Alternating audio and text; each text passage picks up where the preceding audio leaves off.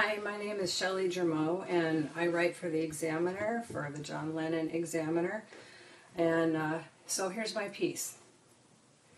What I really love about John Lennon is that under his tough exterior, he was really such a sensitive guy. You can hear this in his songs like Jealous Guy and in Woman, Number 9 Dream. He was vulnerable, he was generous, and he was very open, sometimes to a fault. He shared himself publicly at a level that most people wouldn't share with their families, let alone the whole world. And sometimes also his music went beyond what was commercially acceptable at the time. I mean, he did songs like Attic Estate because he was trying to get a message across. Or he was trying new things, like in Revolution Number 9.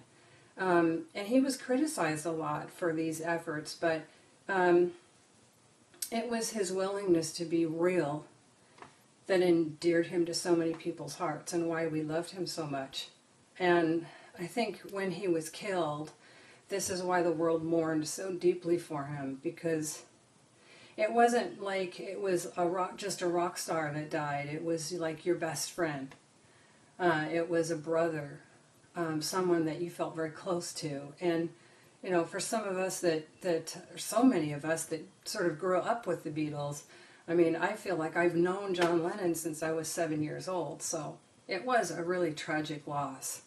I think he would be very happy with the efforts now to celebrate his legacy and preserve his music the way that it's being done now.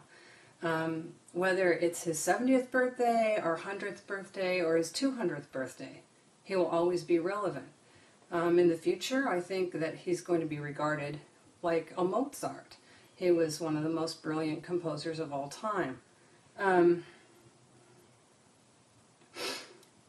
One thing that's for sure, and that's that John Lennon has definitely not left the building. His spirit is still here watching over us.